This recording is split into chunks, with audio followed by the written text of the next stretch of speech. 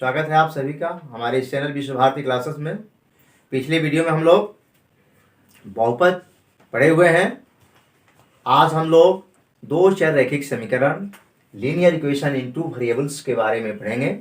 Linear equation in two variables, यहाँ हमारा सबसे पहले इसके बारे में जान लें। रैखिक समीकरण वह समीकरण है जिसमें चर राशि का अधिकतम घात 1 हो, यानी 1 डिग्री वाला जो समीकरण है हमारा रैखिक समीकरण होता है। 1 डिग्री वाला जो समीकरण है वो रैखिक समीकरण होता है। अब ये रैखिक समीकरण में दो चर राशि होंगी, यानी दोनों चर राशि रैखिक में होंगे, यानी उनके उच्चतम घात 1 होंगे। जैसे आपका एक इक्वेशन है a1x जोड़ b1y बराबर c1। यह समीकरण में, इस समीकरण में दो चर x और y है और इनके घात जो है, पावर जो है एक है। यहाँ भी x का मान 1 है और यहाँ y का मान 1 है। तो x एक चर राशि है, y भी एक चर राशि है और इनका डिग्री भी 1 है, इसलिए ये दो चर वाले रैखिक समीकरण है। इसी तरह से अब नेक्स्ट हमारा टर्म बन रहा है दो चर वाले युग्मपद रैखिक समीकरण, simultaneous linear equation in two variables. युग्म का अर्थ होता है युग्मपद, युग्म का अर्थ होता है पेयर, जोड़ा, यानी वैसे दो समीकरण वैसे दो रैखिक समीकरण जिसमें दो चर हो और वे परस्पर आपस में युग्म कहलाएंगे, जोड़ा कहलाएंगे। जैसे हमारा a1x जोड़ b1y बराबर c1 एक हमारा इक्वेशन हुआ। दूसरा इक्वेशन है a2x जोड़ b2y बराबर c2। इन दोनों को मिलाकर हम एक युग्म बनाएंगे, एक जोड़ा कहेंगे इसको। क्योंकि पहला इक्वेशन हुआ, ये दूसरा इक्वेशन हुआ, पहला और दूसरा इक्वेशन मिल करके हमारा एक जोड़ा बन गया, एक युग्म बन गया। और ये दोनों जो रैखिक समीकरण है इसमें दो चर राशि है x और y, इसमें भी चर राशि x और y है। तो इसलिए ये दोनों रैखिक समीकरण एक जोड़ा बना रहे हैं, इसलिए इसका नाम पड़ रहा है दो चर वाले युग्मपद रैखिक समीकरण, simultaneous linear equation in two variables. ठीक है, चलते हैं दो चर वाले युग्मपद रैखिक समीकरण में। अब इसका कंडीशन हम लोग निकालेंगे, एक्स वाई का वैल्यू कैसे हम लोग फाइंड करते हैं। तो उसमें 3 कंडीशन है। यदि समीकरण हमारा ये दिया हुआ है a1x जोड़ b1y बराबर c1, ये फर्स्ट इक्वेशन हुआ। दूसरा इक्वेशन है a2x जोड़ b2y बराबर c2, सेकेंड इक्वेशन है। दोनों का एक पेयर है, एक युग्म है, इसलिए ये दोनों जो समीकरण मिलकर के हमारे दो चर वाले युग्मपद रैखिक समीकरण कहलाएंगे। अब इसमें एक्स वाई का वैल्यू हमको फाइंड करना है, तो उसके लिए कंडीशन क्या बन रहा है। पहला कंडीशन है अद्वितीय हल, एक और केवल एक हल। इसी का दूसरा नाम है अविरोधी हल, या इसी को हम कहेंगे संगत हल। इस कंडीशन में अविरोधी हल होने के लिए, यानी एक और केवल एक हल होने के लिए, दोनों का जब ग्राफ खींचेंगे दोनों इक्वेशन का, तो ये दोनों ग्राफ हमारे एक दूसरे को एक बिंदु पर काटेंगे और यही कटान बिंदु एक अद्वितीय मान देगा।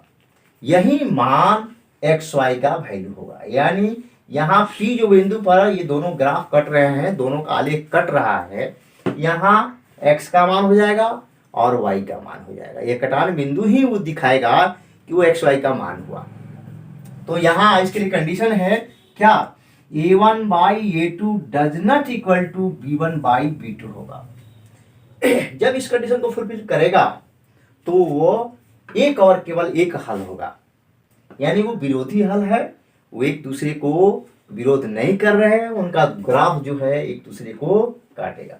यदि दूसरा कंडीशन कोई हल ना हो तो वह समीकरण उस दोनों युग्म का जो है हल ग्राफ विरोधी होगा, एक दूसरे के पैरेलल जाएगा, समांतर जाएगा और वह असंगत हल होता है। इसका ग्राफ हम जब खींचेंगे तो दोनों का ग्राफ जो है हमारा एक समांतर रेखाएं रेखाखंड के रूप में प्राप्त होगी।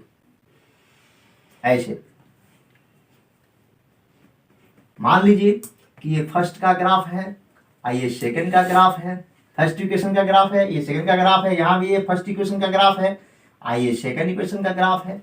इसका यहाँ हम नामकरण कर लेते हैं, जैसे ए बी है, ये सेकंड इक्वेशन के लिए ये सी डी है, उसी तरह से यहाँ फर्स्ट के लिए ए बी है, सेकंड के लिए यहाँ सी डी इसका नाम रखे हैं।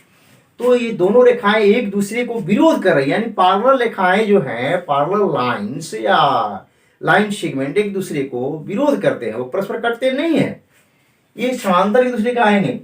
तो कोई हल न होने के लिए हमारा कंडीशन क्या बन रहा है, a1/a2 डज नॉट a1/a2 बराबर b1/b2 does not equal to c1/c2 हमारा होना चाहिए। तो दो समीकरण दिए रहेंगे और उसमें a1 a2 b1 b2 c1 c2 को फाइंड करके और वहां हम लोग उसका कंडीशन को देख लेंगे। कंडीशन यदि इसमें आ जाता है तो वो हमारा कोई हल नहीं होगा। तीसरा चलते हैं नेक्स्ट, तीसरा जो है अनेक हल, इसको आश्रित हल भी कहेंगे। एक से अधिक हल आ रहे हैं तो उसके लिए अनेक हल के लिए या ये भी संगत ही हल होता है, संगत हल के लिए संगत हल। अब इसमें क्या कंडीशन बनता है, इसके लिए कंडीशन है यदि a1/a2 बराबर b1/b2 बराबर c1/c2 हो, यानी इन दोनों समीकरणों में यानी a1/a2 इक्वल टू होगा b1/b2 इक्वल टू c1/c2 आ जाता है। तो उसका आलेख जो है, ग्राफ जो है, दोनों एक समीकरण, दोनों का ग्राफ एक ही रेखा पर पड़ेंगे और वो जो है उसके लिए हम कहेंगे कि इसके अनेक हल हैं। ऐसे इसका ग्राफ होगा, जैसे मान लीजिए कि यह ए बी है, फर्स्ट इक्वेशन के लिए ग्राफ रेखाखंड है एक ए बी, फर्स्ट इक्वेशन के लिए हुआ और इसी में एक सी डी भी बन जाएगा, सी डी का भी पॉइंट सी और ये डी, यानी ये सेकेंड इक्वेशन के लिए हमारा ये ग्राफ हो जाएगा। तो दोनों का ग्राफ एक रेखा पर ही पड़ जाते हैं, इसलिए एक रेखा में आप जानते हैं कि अनंत अनेक बिंदु होते हैं, इसलिए अनेक बिंदुओं का एक समूह है एक रेखा, इसलिए इनके अनेक हल होंगे। ठीक है, चलते हैं विभिन्न विधियों से दो चर वाले युगपत रैखिक समीकरण का हल। The solution of simultaneous linear equations in two variables by different method. ये डिफरेंट मेथड हमारे भिन्न भिन्न तरीकों से हम कैसे दो चर वाले युगपत रैखिक समीकरण का हल करेंगे। तो उसमें ये चार मेथड हैं। पहला है विलोपन विधि, एलिमिनेशन मेथड, इसी का दूसरा नाम है जोड़ घटाव विधि, एडिशन सब्सट्रैक्शन मेथड। सेकेंड है हमारा प्रतिस्थापन विधि, सब्स्टिट्यूशन मेथड।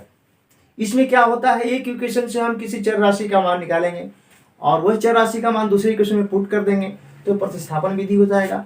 फर्स्ट वाला में विलोपन विधि में क्या करेंगे, किसी एक चर राशि जो है ना उसको विलुप्त करेंगे, लुप्त कर देंगे, हटाना कोशिश करेंगे, यानी उसके दोनों कोफिशिएंट को इक्वल कर देंगे। नेक्स्ट है तुलनात्मक विधि। इस विधि में हम क्या करेंगे, दोनों इक्वेशनों से एक चर राशि का हम वैल्यू फाइंड कर लेंगे दोनों से और उसके बाद उसकी तुलना करेंगे, कंपेयर करके तब उसको हल करेंगे। इसके बाद ब्रजगुणन विधि में, ब्रजगुणन विधि जो है इसमें जो है हम लोग एक्स वाई का वैल्यू, वो ब्रज का अर्थ होता है कठोर, कठोर गुणा विधि, ब्रज का अर्थ ही होता है कठोर, यानी कठोर कठिन गुणा विधि से एक्स वाई का वैल्यू फाइंड करेंगे हम लोग। तो ये ब्रज गुणन विधि है, इसके लिए सूत्र है, सूत्र आपको दिया जाएगा। चलते हैं सवाल अब डील करते हैं, प्रश्न देकर के आपको क्लियरफाई इसको करते हैं। चलते हैं विलोपन विधि से एक सवाल जो दिया जा रहा है, x + 2y = 7 पहला इक्वेशन है, दूसरा इक्वेशन 2x - y = 4 ये सेकेंड इक्वेशन है। इसको हम विलोपन विधि से एक्स वाई का वैल्यू फाइंड करेंगे। विलोपन विधि को ही हम लोग जोड़ घटाव विधि कहते हैं, एडिशन सब्सट्रैक्शन मेथड। इस विधि में क्या किया जाता है, एक चर राशि को विलुप्त करेंगे यानी खत्म करेंगे। वो खत्म कैसे होगा, जैसे उसकी कोफिशिएंट, दोनों कोफिशिएंट को एक्स वाई में किसी एक के कोफिशिएंट को इक्वल कर देंगे तो वो विलुप्त हो जाएगा चर राशि। जैसे यहाँ इसका कोफिशिएंट 1 है एक्स में और इसका कोफिशिएंट 2 है। फर्स्ट इक्वेशन में यहाँ 2 है, सेकेंड फर्स्ट इक्वेशन में 1 है, सेकेंड में 2 है। तो ये 2 और 1 बराबर कैसे होंगे? यहाँ 2 है, यहाँ 1 है, ये कैसे बराबर होंगे? तो इक्वल करने के लिए हम क्या करेंगे? 1 में 2 से गुणा कर देंगे और 2 में 1 से गुणा कर देंगे तो इसका मान हो जाएगा 2 और यहाँ भी हमारा मान हो जाएगा 2, यानी दोनों इक्वल हो गए। तो हम चल रहे हैं x को ही विलुप्त कर रहे हैं, x को हटा रहे हैं। तो यहां देखेंगे फर्स्ट इक्वेशन में x का गुणांक क्या है, कोफिशिएंट क्या है, 1 है, दूसरे में 2 है और ये दोनों सेम साइन है। सेम साइन रहने पर घटाएंगे, ऑपोजिट साइन रहने पर जोड़ेंगे। जैसे यहीं पर हम y को विलुप्त करते हैं तो y को फिर यहाँ 2 है तो 2 से इसमें गुणा करेंगे और यहाँ 1 है तो इसमें 1 से गुणा करेंगे। दोनों अपोजिट साइन है तो अपोजिट साइन रहने पर क्या कर देंगे? जोड़ देंगे। सेम साइन रहने पर घटाएंगे, अपोजिट साइन रहने पर जोड़ेंगे। तो चल रहे हैं हम x को इक्वल कर रहे हैं। तो यहाँ फर्स्ट इक्वेशन में हम 2 से मल्टीप्लाई करेंगे, सेकेंड इक्वेशन में हम 1 से मल्टीप्लाई करेंगे और इसका साइन देखेंगे दोनों प्लस है इसलिए सब्सट्रैक्ट कर देंगे, यानी फर्स्ट में से सेकेंड को घटा देंगे। अब हल में क्या करते हैं? चलते हैं शमी 1 गुणे 2 घटाओ शमी 2 गुणे 1 करने पर। ये आपका हो गया समीकरण 1 गुणे शमी 1 गुणे 2 घटाओ शमी 2 गुणे 1 करने पर। तो 2 से गुणा करेंगे तो दोनों में यहाँ इसमें भी गुणा होगा 2 का, इसमें भी गुणा होगा, इसमें भी गुणा होगा और हमारा हो जाएगा 2x plus 4y equal to 14 और ये 1 से करेंगे तो ये हमारा हो जाएगा 2x minus y equal to 4। अब घटाया जा रहा है तो नीचे वाला साइन अपोजिट हो जाएगा, प्लस है तो माइनस, यहाँ माइनस है तो प्लस, यहाँ प्लस है तो ये माइनस। अब ये दोनों सेम राशि है और अपोजिट साइन में आ गए इसलिए कट गए और यहाँ हमारा सॉरी y 1y। अब ये जो है जोड़ेंगे तो ये 5y हो जाएगा इक्वल टू 14 में से 4 घट जाएगा 10 हमारा हो गया। इसलिए y बराबर अब 5 का यहाँ डिवाइड हो जाएगा 10/5 कट करके ये 2 हो गया। x का मान, y का मान हमारा आ गया 2। अब इस y का वैल्यू हम शमी 1 या 2 कहीं भी रख देंगे तो हमारा x का वैल्यू आ जाएगा। अब चलते हैं यहाँ y का मान शमी 1 में रखने पर हमारा एक इक्वेशन है x प्लस 2 गुणे 2, y का वैल्यू आया है 2, 2 गुणे 2 इक्वल टू 7 और x इक्वल टू 2 गुणे 4, ये 7 घटाओ 4 हो जाएगा, यानी इसका हल हो जाएगा 3, यानी x बराबर 3 y बराबर 2, यही हमारे आंसर। x का मान 3 y का मान 2 हमारे आंसर में, ये नोट कर लें। और ऐसे प्रश्न जो है लॉन्ग क्वेश्चन में पूछे जाते हैं, ये 5 नंबर के लिए इम्पोर्टेंट ही प्रश्न है।